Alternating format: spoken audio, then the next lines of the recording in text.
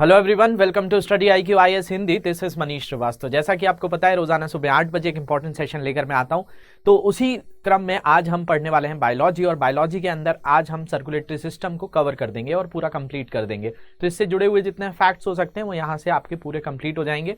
तो circulatory system के ऊपर एक हमारा पार्ट बचा हुआ था जिसको कहा जाता है लिम्फेटिक सर्कुलेटरी सिस्टम, जिसको लसिका संचरण तंत्र कहा जाता है। इसको आज बहुत अच्छे से समझेंगे कि भाई ये क्या होता है, किस तरीके से काम करता है, इसमें क्या क्या चीजें समझने वाली हैं, ये कैसे आरबीसी से या रक्त से आपका जो नॉर्मल ब्लड है और लसिकाओं में क्या अंतर होता है, इस सारी चीजों पर भी आज डिस्कस करेंगे। इसके अलावा कल के कुछ क्वेश्चंस पहले डिस्कस करेंगे, उसके बाद सेशंस को प्रोसीड करेंगे और आगे की चीजें देखेंगे। तो शुरू करते हैं सेशन, जिसमें हम किसके बारे में बात करने वाले हैं, सर्कुलेटरी सिस्टम का ही पार्ट।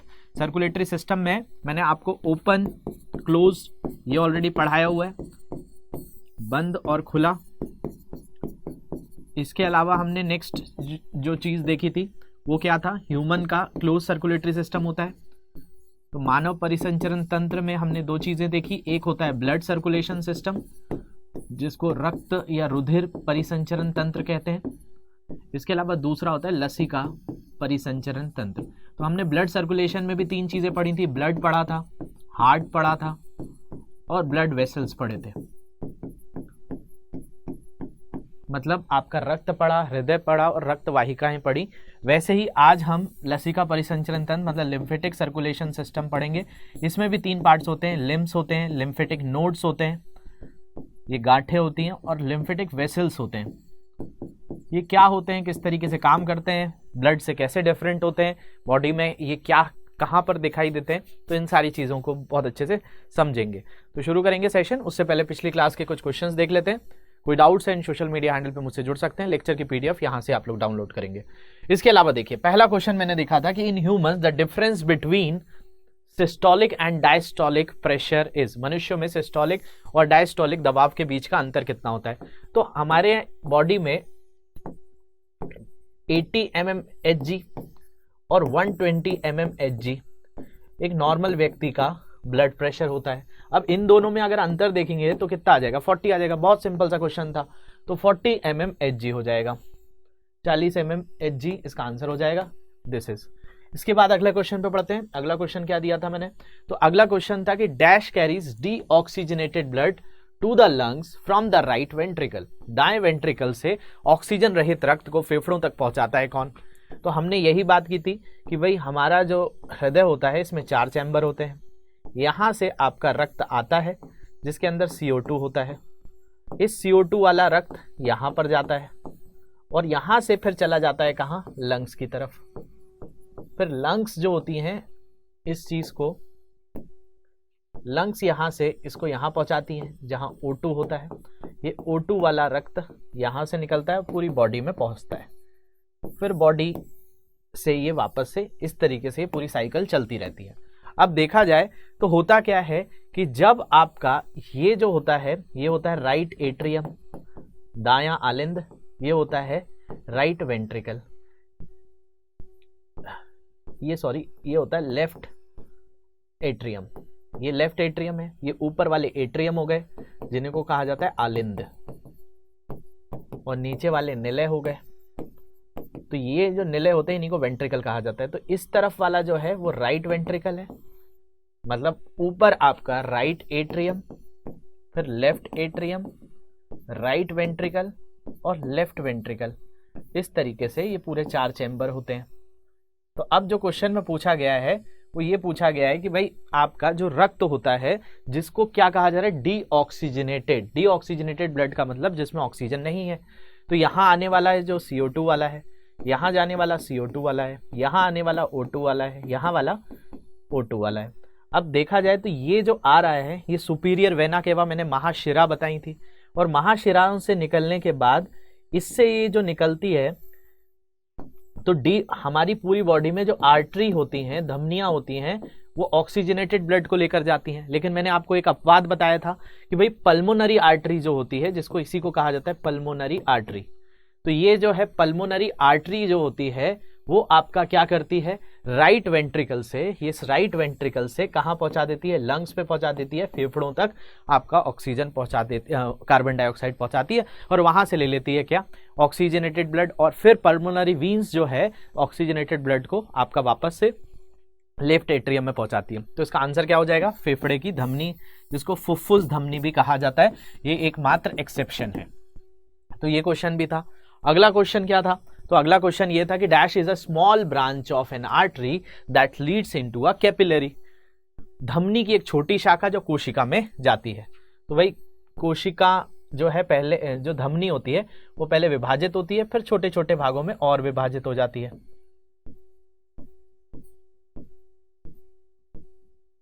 और फिर जो है यही भाग ऐसे छोटे छोटे भागों में और विभाजित होकर फिर एक बड़े भाग में जाते हैं, और ये बड़ा भाग जो है फिर वापस से हृदय पे लेकर जाता है। तो इसी को हमने पढ़ा था, ये वाला जो पार्ट होता है इसी को आर्टरी कहा जाता है, धमनी कहा जाता है, फिर ये जो है आर्ट्रियोल कहलाते हैं, फिर यहाँ पर कैपिलरीज होती हैं, मतलब केशिकाएं होती हैं, धमनिकाएं होती हैं और धमनी होती है। फिर यहाँ पर जो है आपका शिरकाएं होती हैं, फिर शिराएं होती हैं, और फिर जो है पूरा आपका ये आता है कहाँ से, तो ये आता है फ्रॉम हार्ट। ये आपका रक्त हृदय से आता है और ये रक्त हृदय की ओर जाता है, रक्त हृदय की ओर जा रहा है। इस तरीके की चीजें होती हैं। तो इसमें पूछा गया कि भाई जो आर्टरी की एक ब्रांच है जो कैपिलरी में जाकर मिलती है उसको क्या कहा जाता है, तो उसको कहा जाता है आर्ट्रियोल। बहुत सिंपल सा क्वेश्चन था, उसी को कहा जाता है धमनिका। ये सारी चीजें हमने लास्ट सेशन में पढ़ी हुई थी। अब बढ़ते हैं आगे। आगे जो है हमने ब्लड सर्कुलेशन सिस्टम को ही पूरा का पूरा देखा। सर्कुलेटरी सिस्टम में आर्टरीज पढ़ लिया, वेन्स पढ़ ली और आपकी कैपिलरीज को देख लिया। सारी चीज़ें मैंने आपको पढ़ाई यहाँ पर। तो ये जो है पहले रुधिर परिसंचरण, ये हमारा पूरा कंप्लीट हो गया है। इसके सारे पार्ट्स मैंने आपको बता दिए हैं।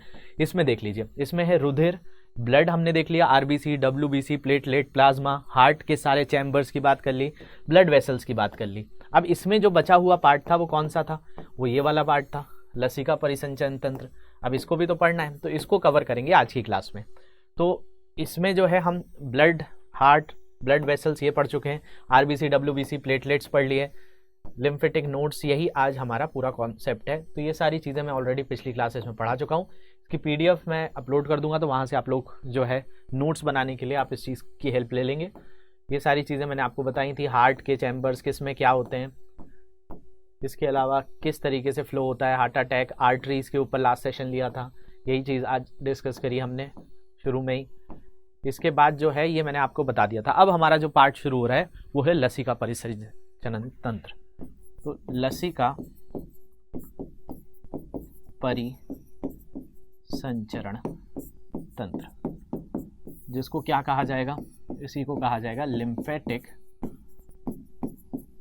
Circulation system. अब देखिए, अब ये बात आती है कि ये लसिका क्या होती है। अभी तक तो आपको पता थी कि ब्लड के अंदर, ब्लड जो है हमारी बॉडी में फ्लो होता रहता है, तो आर्टरीज हैं, वीन्स हैं, वेन है, या जिनको शिराएं कहा जाता है, और तीसरी चीज़ होती है आपकी कैपिलरीज। लेकिन अब ये जो होती हैं, ये बॉडी में ये भी एक नेटवर्क होता है पतला, ये जो आपका ब्लड वेसल्स में जाकर अटैच्ड होता है। मतलब हमारी जो रक्त वाहिकाएं हैं, जो धमनी है, शिराएं हैं, उन्हीं से जुड़ी हुई कुछ चीज़ें होती हैं। कुछ इस तरीके से हमारे शरीर में ऐसा जाल फैला होता है, इन्हीं को लिम्स कहा जाता है। तो अगर पूछा जाए ये एक्चुअल में है क्या, तो बोला जाए तो जो आपका रक्त है, इस रक्त का जो प्लाज्मा है, इसी प्लाज्मा से छन कर जो चीज़ एक फ्लूइड बना हुआ है उसको लिम्स जो है कैरी करती हैं। तो अगर आपसे इसकी डेफिनेशन पूछी जाए तो क्या है, लसिका एक रंगहीन द्रव है, मतलब एक कलरलेस फ्लूइड है, एक कलरलेस फ्लूइड हो गया जो पूरे लसिका तंत्र में घूमता है। अब ये पूरा का पूरा आपको दिख रहा है, ये बॉडी के अंदर इस तरह से फैला हुआ है। तो इसके अंदर फैलने वाली चीज क्या है, तो एक रंगहीन द्रव है, कलरलेस फ्लूइड है, जो कि पूरे लसिका तंत्र में घूमता है। और लसिका तंत्र की मुख्य उद्देश्य रोगाणुओं, कार्बनिक अपशिष्टों, विषाक्त पदार्थों के विरुद्ध एक फिल्टर के रूप में कार्य करता है। रोगाणुओं का मतलब कि जो हमारी बॉडी में कई तरह के रोग उत्पन्न कर सकते हैं, मतलब कई डिजीज क्रिएट कर सकते हैं। कार्बनिक जो हमारी बॉडी में वेस्ट होता है, और विषाक्त पदार्थ मतलब ऐसे अनवांटेड चीजें होती हैं उनको जो है अलग करने में मदद करता है, के विरुद्ध एक फिल्टर के रूप में कार्य करता है। तो एक फिल्टर है, ये मानव शरीर में लिम्फोसाइट्स को प्रवाहित करता है जो कि संक्रमण से लड़ते हैं। तो लिम्फोसाइट्स का जो फ्लो हो रहा है, अब देखिए लिम्फोसाइट्स कहाँ थे, तो थोड़ा सा आरबीसी की तरफ जाइए तो आपको वहां पे समझ में आएगा। हमने यहाँ पे क्लास में बात की हुई है आरबीसीज में। देखिए आरबीसी, डब्ल्यूबीसी की बात करें तो डब्ल्यूबीसी में मैंने आपको बताया था लिम्फोसाइट्स जो होता है ये आपका बहुत सारे इम्यून रिस्पॉन्स डेवलप करता है। बी लिम्फोसाइट, टी लिम्फोसाइट्स, ये जो है आपका एक बर्ड में मिला था तो बी रख दिया गया था, थाइमस है, इसमें T48 है। तो ये जो पूरी बॉडी में घूमता रहता है, ये किसकी मदद से घूमता है, तो वो आपका, तो यहीं पे हम वही बात कर रहे हैं लिम्फोसाइट्स की। तो लिम्फोसाइट्स जो हैं वो आपके डब्ल्यूबीसी का पार्ट होते हैं। तो इसके अंदर एक महत्वपूर्ण चीज पता चल गई कि भाई डब्ल्यूबीसी का जो लिम्फोसाइट्स होता है वो किसके की सहायता से प्रवाहित होता है, बॉडी में बीमारियों से लड़ने में मदद करता है। तो वो मतलब लसिकाओं से करता है, जिनको लिम्फेटिक या लिम्स कहा जाता है, लिम्फेटिक सर्कुलेशन सिस्टम का पार्ट होता है वो। अब इसको अगर आपसे पूछा जाए कि जैसे हमने ब्लड सर्कुलेशन सिस्टम को, रुधिर परिसंचरण तंत्र को 3 भागों में बांटा था, क्या इसको भी बांटेंगे? तो बिल्कुल बांटेंगे, इसको भी आप 3 भागों में बांट सकते हैं। कैसे? तो लिम्फेटिक सर्कुलेशन सिस्टम में आ जाएगा पहले लिम्स, जिनको लसिका कहा जाएगा, फिर लिम्फेटिक वेसल्स आ जाएंगी, लसिका वाहिकाएं कहलाएंगी, और लिम्फेटिक नोड्स होंगे। ये कई तरह की इनकी गांठें होती हैं जो शरीर के अलग अलग जगहों पे देखने मिलती हैं। तो लिम्स आपको समझने आ गए कि लिम्स क्या है। ये पूरा सर्कुलेशन में ये लिम्स ही तो है जो आपका जाता है। तो लिम जो लसिका है वो एक तरीके का फ्लूइड है, कलरलेस फ्लूइड है, जो कि आपका रक्त से ही निकला हुआ है, जिसमें लिम्फोसाइट्स की मात्रा अधिक है और जो बीमारियों से लड़ने में मदद करती है। अब ये वेसल्स क्या होते हैं? जिन रास्ते से ये गुजरती हैं, जो भी वेसल्स हैं उनको वाहिका कहा जाता है। और नोड क्या होते हैं? ये कहीं कहीं जगह जाकर जुड़ते हैं तो वहां पर एक गांठ बन जाती है, उसको लिम्फेटिक नोड्स कहा जाता है। तो अगर हम बात करें लिम्फेटिक नोड्स की, तो लिम्फेटिक नोड्स आपको मिलेंगे कि भाई ये जो वेसल्स हैं, आपका जो लसिका वाहिकाएं हैं, ये आकर कहीं ना कहीं से आपकी बॉडी में अटैच हो रही हैं, और ये अटैच होने के बाद इनके अंदर से क्या आ रहा है? इनके अंदर लिम्फोसाइट्स हैं। अब लिम्फोसाइट्स में बी सेल, टी सेल, ये जो है आपकी बॉडी में जो है किसी भी चीज से लड़ने में मदद करते हैं। तो ये लिम्फेटिक नोड जो हैं आकर जुड़ जाते हैं कई भागों में। इसके अलावा जो नोड्स होते हैं ये अलग अलग जगहों पे हमारी बॉडी में इस तरह की गठानें आपको बहुत सारी होती हैं। तो ये नॉर्मल लिम्फेटिक नोड होती है। कई बार इसी में सूजन आ जाती है, स्वेलिंग आ जाती है, तो ऐसे फूल भी जाती हैं। तो कई तरह के इनसे भी रिलेटेड डिजीजेस हो जाती हैं। इसके अलावा लिम्फेटिक वेसल्स ऐसे पूरे बॉडी में ऐसे जाल फैले हुए हैं जो जाकर किस में अटैच होती हैं? तो आपकी धमनी और शिराओं के बीच में ही होती हैं। अगर हम बात करें तो ये हमारी बॉडी में इम्यून सिस्टम में बहुत ज्यादा मदद करती हैं, और ये 4 अंग पे बहुत ज्यादा महत्वपूर्ण होती है। उनको भी समझेंगे, लेकिन उससे पहले आप ये डायग्राम देखिए तो आपको समझ में आएगा। ये आपका क्या था, मैंने आपको पढ़ाया था। तो ये है आपके आर्टरी, ये आर्ट्रियोल। अब इन्हीं के बीच में आपको ये ग्रीन कलर का जो दिख रहा है, ये क्या है? तो ये आपकी चीज है जिसको लिम्फी कैपिलरीज कहा जा रहा है। ये इनमें जाकर मिल जाती हैं। तो ये इनसे भी कई तरह के फ्लूइड्स लेती रहती हैं। ये बॉडी में अटैच्ड ही पार्ट है, कोई अलग से पार्ट नहीं होते हैं। तो देखा जाए तो ये हमारी बॉडी में 4 जगह पे बहुत ज्यादा हेल्प करते हैं। एक आपके टॉन्सिल्स जो होते हैं, उन टॉन्सिल्स के पास ये होते हैं। कई बार आपने देखा होगा लोगों को टॉन्सिल्स हो जाते हैं, मतलब टॉन्सिल्स स्वेल हो जाते हैं, जो मैंने अभी आपको दिखाया था नॉर्मल केस में। तो टॉन्सिल भारी हो जाते हैं तो फिर आपको डॉक्टर मेडिसिन वगैरह लिखता है। तो ये भी लिम्फेटिक से ही जुड़े हुए हैं। ये इम्यूनिटी को ही दर्शाते हैं कि हमारी बॉडी किसी बीमारी से लड़ रही है, तो ये एक्टिवेट हो जाते हैं। इसके अलावा जो प्लीहा है, स्प्लीन है, वहां पर भी ये एक्टिव होते हैं। इसके अलावा ये लसिका ग्रंथि यहाँ पर एक टॉन्सिल में तो होती है, एक लसिका ग्रंथि होती है आपकी थाइमस में। अभी हम आगे एंडोक्राइन और एक्सोक्राइन सिस्टम पढ़ेंगे तो वहां पर मैं ग्लैंड्स भी पढ़ाऊंगा, लेकिन ये वहां पर भी अटैच होती है। इसके अलावा आपका जो ये इंटेस्टाइन होती है, वहां पर भी इसको देखने मिलता है। और आपका जो बोन मैरो है, अपेंडिक्स है, इनके पास भी यहाँ पर कई तरह के इम्यून रिस्पॉन्स डेवलप करती है। मतलब ये बीमारियों से रक्षा करने के लिए इन जगहों पर घूमती रहती है। इसके अलावा अगर आपसे पूछ लिया जाए कि भाई ब्लड और लसिका में क्या अंतर है, लिम्स और ब्लड में क्या अंतर है, तो आप बता सकते हैं कि ब्लड जो होता है आपका, जो रक्त की बात कर रहे हैं, और यहां पर हम लिम्फ की बात कर रहे हैं, तो दोनों में क्या अंतर है? तो देख लीजिए, कुछ अंतर होंगे इनमें। तो इनमें अंतर कुछ देखे जाएं तो आपका सबसे पहला अंतर दिख रहा है, ये गहरे लाल रंग का तरल संयोजी उत्तक है। अब आपका ब्लड तो रेड कलर का होता है क्योंकि उसमें हीमोग्लोबिन होता है, लेकिन ये छना हुआ रुधिर है एवं रंगहीन उत्तक है, ये कलरलेस टिश्यू है। इसके अलावा रुधिर में लाल रक्त कणिकाएं आरबीसी उपस्थित होती हैं, लसिका में लाल रक्त कणिकाएं अनुपस्थित होती हैं, इसमें होती ही नहीं है। इसके अलावा इस प्रोटीन्स की मात्रा एवं न्यूट्रोफिल्स की संख्या सर्वाधिक होती है। न्यूट्रोफिल याद करिए, जिसको माइक्रोपुलिसमैन कहा जाता है, जो बहुत सारे होते हैं। तो ये किस में होती हैं? आपकी ब्लड में ज्यादा होते हैं। इसमें प्रोटीन्स भी होते हैं, एल्ब्यूमिन्स होता है, ग्लोबुलिन्स होता है, फाइब्रोनोजेन होता है। प्रोटीन की मात्रा इसमें कम होगी। लिम्फोसाइट्स की संख्या सर्वाधिक होती है क्योंकि ये लिम्फोसाइट्स को ही लेकर जाता है। लसिका में फाइब्रोनोजेन की मात्रा अधिक होने से रक्त के थक्के आसानी से बन जाते हैं। अगर हम बात करें यहां पर, ये इसको ब्लड कर लेंगे, ये आपका हम बात कर रहे हैं किसकी? रक्त की। तो रक्त में फाइब्रोजन की मात्रा जो होती है वो अधिक होने से रक्त का थक्का आसानी से जम जाता है, मतलब हमारा ब्लड क्लॉटिंग हो जाती है क्योंकि उसमें प्लेटलेट भी तो होता है। लेकिन अगर हम इसमें बात करें तो लसिका में फाइब्रोनोजन की मात्रा कम होने से रक्त के थक्के जमने की शक्ति इसमें निहित होती है। तो मतलब ये जो है रक्त का थक्का नहीं जमा पाएगा। ब्लड क्लॉट कौन करेगा? तो ब्लड क्लॉट जो है ब्लड करेगा, मतलब रक्त का थक्का ये जमाएगा, लेकिन लसिकाओं में थक्का नहीं जम पाएगा क्योंकि आपका फाइब्रोनोजेन नहीं होता है। इसके अगर वर्क्स पूछ लिए जाएं तो वर्क क्या क्या है? तो ये हमारी बॉडी में जो है जल का अस्थायी संचय करता है, मतलब ये बॉडी के अंदर टेम्पररी वाटर का एब्जॉर्प्शन करता है, वाटर स्टोर करके रखता है। इसके अलावा अधिकतम जल का अवशोषण भी करता है, मतलब मैक्सिमम आपका एब्जॉर्प्शन का काम भी करता है, स्टोर का काम भी करता है। इसके अलावा दीर्घाणु का परिवहन करता है। दीर्घाणु का मतलब होता है मैक्रोमोलिक्यूल्स। मैक्रोमोलिक्यूल्स में क्या आ जाएगा? तो आपकी बॉडी में मैक्रोमोलिक्यूल्स में बहुत सारी चीजें हैं कि हमारी बॉडी में प्रोटीन जा रहा है, हमारी बॉडी में कार्बोहाइड्रेट जा रहे हैं, तो इन सारी चीजों का परिवहन कौन कर रहा होगा?